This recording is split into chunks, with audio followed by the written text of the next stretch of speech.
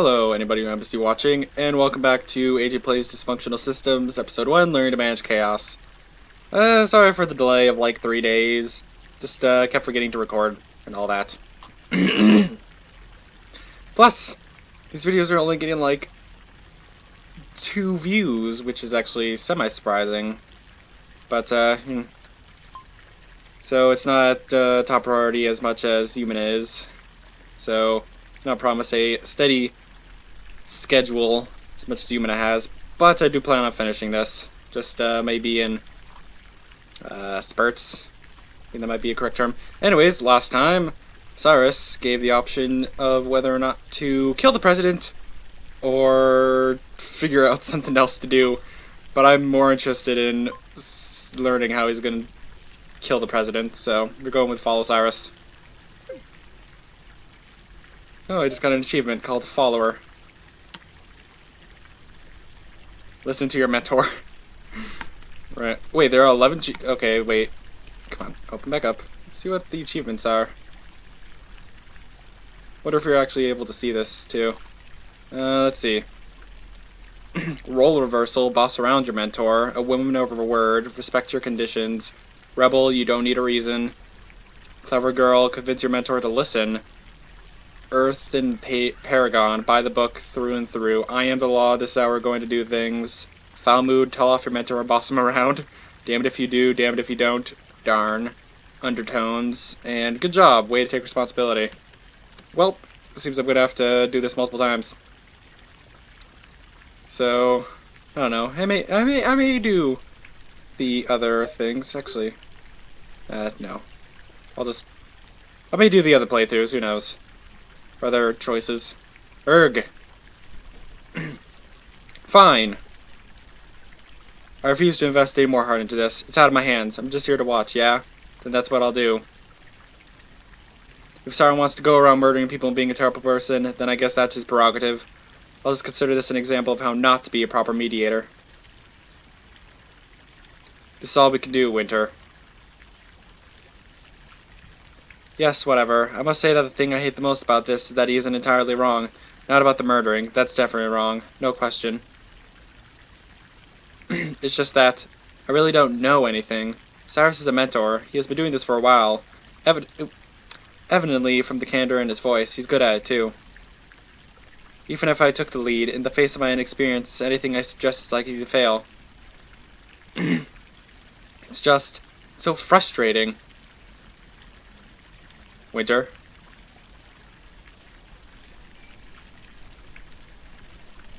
I will follow you, but I hope you know that I won't be killing anyone. This is your bloodstained proposal, not mine. I'll watch and I won't help. That's all you're here for.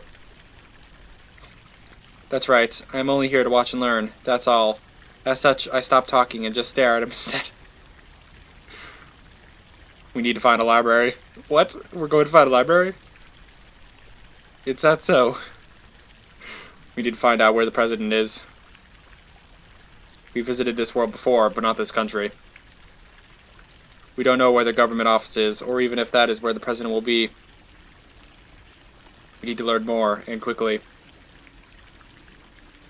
This feels like a lecture. Wait here. Wait, I'm not going to the library too? But Winter is the one who suggested going to the library when we first got here. He turns and runs off to a woman passing by, one of several women and men who seem to have begun filling the streets as the president's address assumably ends. Well, okay. I didn't exactly have the urge to flee just now or anything, although I wouldn't mind going home and ignoring all this. Demanding a withdrawal is a failure, though, so I will stick with it. Granted, I am sure they would make an exception for a situation as unique as this, but no, I have to see this through. I ought to see this through. I turn my attention back to my mentor, who has finally reached the woman. Until she notices him, he is wearing an expression so stern I'm sure it would stun her, but after that point he is met with a bright face and a smile. He begins talking with her amiably, outside of my earshot, and I stop paying him any mind. Something about that high charisma of his now disgusts me. Perhaps the basely manipulative angle from which he ultimately approaches anything. Ends justify means, the needs of the many over the few, various ridiculous philosophies. Even for having to be around him I feel gross and dirtied. Worse for being associated with him, and especially worse for letting him do what he wants. But, right, of course, I shouldn't let any of it bother me. Just as he said, my job here is to watch. This isn't my responsibility. Distance from him now, I start feeling much calmer than before, and when he returns, I have settled down enough to feel oddly impassive about the whole situation. I just asked for directions. There's a library close by. Come on, we're running. With that, he takes off in a sprint, clearly slower than his true pace, I would guess for my benefit. For a second, I contemplate walking, but I reason properly that there is no point in making matters any worse. Yeah, you probably shouldn't. Probably get kind of angry. I follow, fast enough. Ooh, this is a very large library. Being in the presence of books has a place-sating effect on me. Ever since we entered here, I've been breathing sighs. Everything makes sense in books. Everything is carefully placed, planned out, logical, and clear. They reflect what I once admired in reality. Of course, reality doesn't offer such things anymore. After all, here I am, sitting in the library of another world, my mentor tapping away at keys to find a man to kill. I wonder what kind of books a world with wars has. Ones about bloodshed and suffering? As long as they're fiction, I might like to read them. Granted, I've lately found it rather difficult to determine exactly what fiction even is. Got it. I almost say that's good, but I catch myself from automatic politeness. Nothing about that is good. I should have sabotaged his computer somehow. Well, I suppose all that's left is murder, man. I give Cyrus a curious glance to suggest a question, possibly one eliciting the whereabouts of the president. He seems to pick up on it. Don't worry about where he is. It's not like it would mean anything to you. Instead, I've got to tell support. We can't shift on our own to unconfirmed locations. I'll tell you this, though. This society is pretty open. The floor plan of their entire government building is online. Oh my. Found it on a website offering tours of all places. The president's office is on the top floor. We'll try going directly there. Gonna just teleport directly into his office? I break my gaze and look at his computer monitor. Out of the corner of my eye, I see Cyrus lifting his wrist to his mouth and talking into it. I could eavesdrop, but I don't really care to, and instead turn to the halls of bookshelves.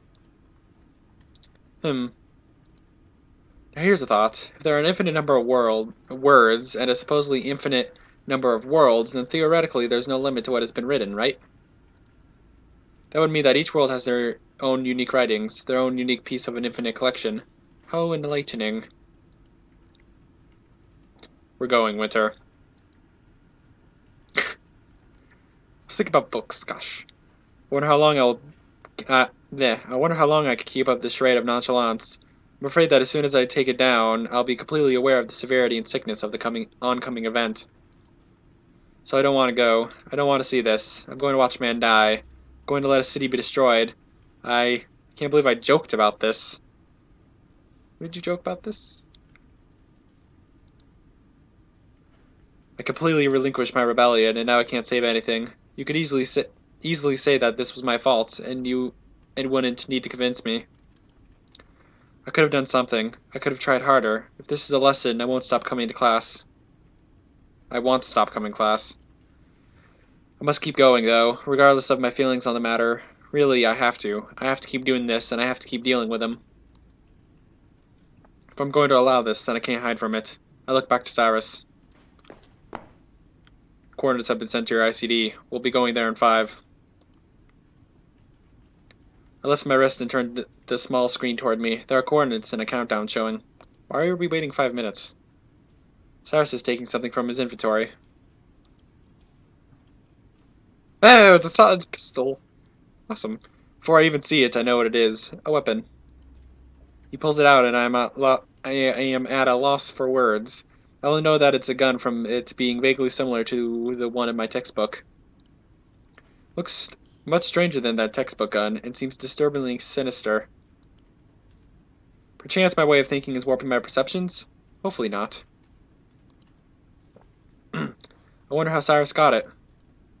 We aren't given any weapons for our work, but we're allowed to take things from different worlds along our travels, and store them within our inventories. Surely there's a story in how that gun wound up with him. Surely there's a story in how he got each of the doubtlessly countless weapons he keeps in his inventory. If I didn't load them, I might even ask. I kind of want to ask. That seems like a good story to pass the next 5 minutes. Oop. Okay, next 5 seconds? That was a very quick 5 seconds, but we're already here. My surroundings quickly change as the countdown reaches 0. I take stock of the new room, noting that it is practically unfurnished, yet elegant, with the same large desk I saw on television sitting meters away from us. The same man is here as well, though this time he's standing, back toward us, and gazing out at a large window. Kinda hear the music. What? Oh, maybe I should turn the music up. It's jazz. Gotta... Yeah, just a little bit higher. He naturally does not notice our arrival. There isn't anything visually or audibly spectacular about a teleportation from the ICD. Cyrus lifts his arm to aim, and everything crashes onto me. I stare at the trigger intently, and it is as though time has slowed. I can do something. No, don't do it. I can stop this. Don't do it, Winter. I could just push him. I could swat the thing out of his hand. It doesn't have to go this way. There are other things we could do. You can't be so cold-hearted. No one deserves this. He's going to die. I can't stop this. I can't do anything. I cry out, too late, and soundless under the gun, but he heard me. Barnaby heard me. He turned, and I saw his face as he died. And soundless under the gun. What? The scariest part is that his face in death was exactly as his normal face. I'll now see it everywhere. He crumples to the floor. Cyrus doesn't scold me for shouting. He just stands still at my side, pointing his gun at the president's corpse. What, are you going to shoot him multiple times? I stare at the body and become aware of my breathing. I take in air and rattle as it fills my lungs. This is literally the strangest experience I've had since I got here, and I'm not convinced it's real. I don't want to be convinced. I'm displaced and overwhelmed. I haven't even read novels like this. Can't react to something so almost fake.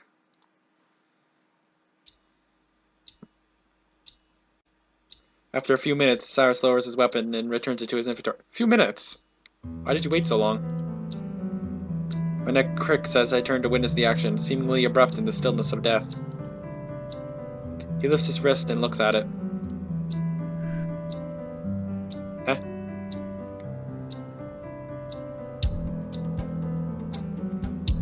We were then returned to the street where we started, some distance from all the televisions. At the new location, I break from my stupor and attempt to ground myself again.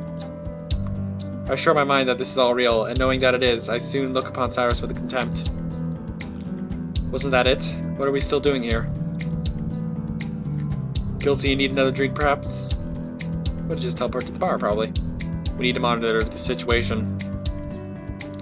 There may be more to do yet. In his case, doesn't that mean more people? In his case, doesn't that mean more people to kill? Whatever, I've done what I have to. Can I leave now? Frankly, I don't even care about my grade after this. Look. What? I turn to what Cyrus has directed my attention to, the wall of TVs from before. There's a small crowd gathered there, and over the heads I can see the instantly recognizable crest of the Brighton presidency displayed on the screens. Without a word, Cyrus moves to join them. I reluctantly follow, uncertain whether I'm going to like what I'm about to hear. This is the emergency broadcast system. This is not a test. Please pay close attention to the following message. The message will begin in 10 seconds. Then they've... I stopped myself from using found out, or alternatively caught you, realizing our company. Cyrus merely looks down at me for 3 seconds before gazing back to the symbol. If the president is dead, then who's going to speak? His second or something? The message will now play. Oh, what? Sir, isn't that... Shh. It's the president, dressed in his same brown suit behind his same large desk in the same exact room that I just saw him die in. Thought this place was magical. Isn't this necromancy? He had a double because he knew that this was going to happen. He's going to be like, people tried to kill me. Cyrus's expression reveals little to the mystery as well, but I could see for certain that he is in no way nervous about this. Right, it can't be necromancy. Rigid physics, Winter. Think with some sense.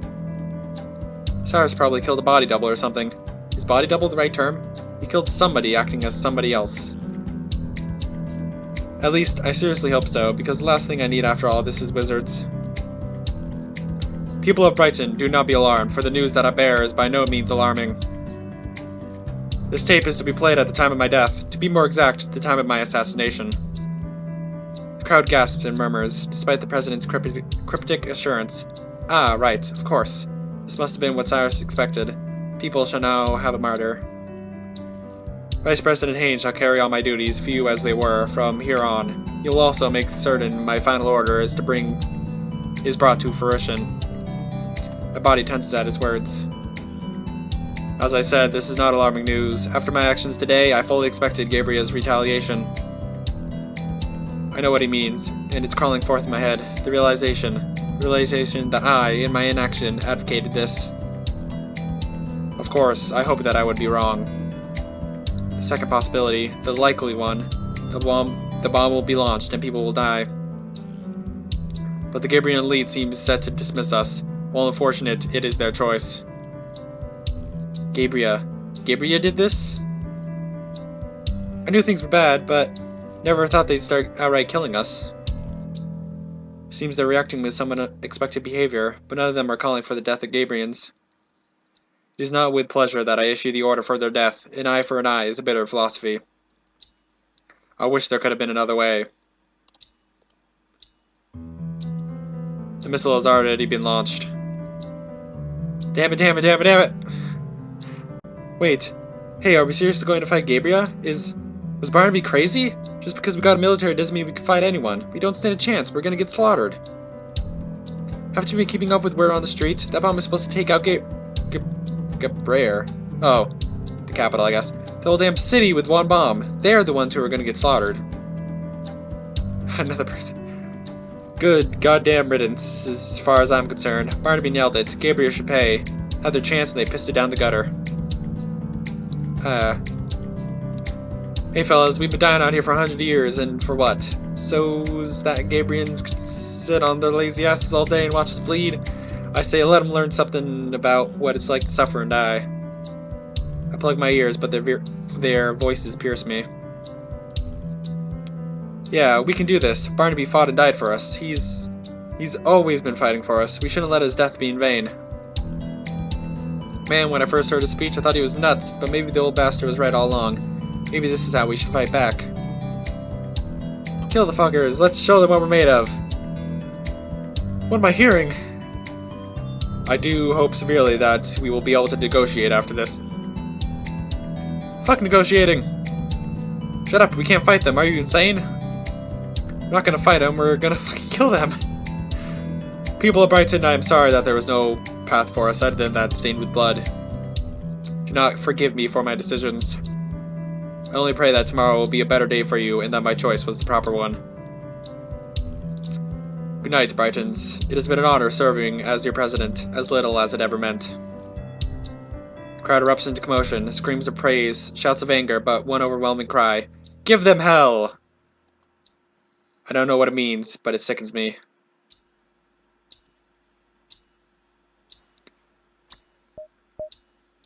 Well, I think it's been long enough to call this part done. So, we killed the president! not as amazingly thought out as I thought it was gonna be. I was hoping for like some super sneaking stuff, but oh well. See you in the next part. Hope you enjoyed. I'm gonna record this, or record the next part right after this. So see you then.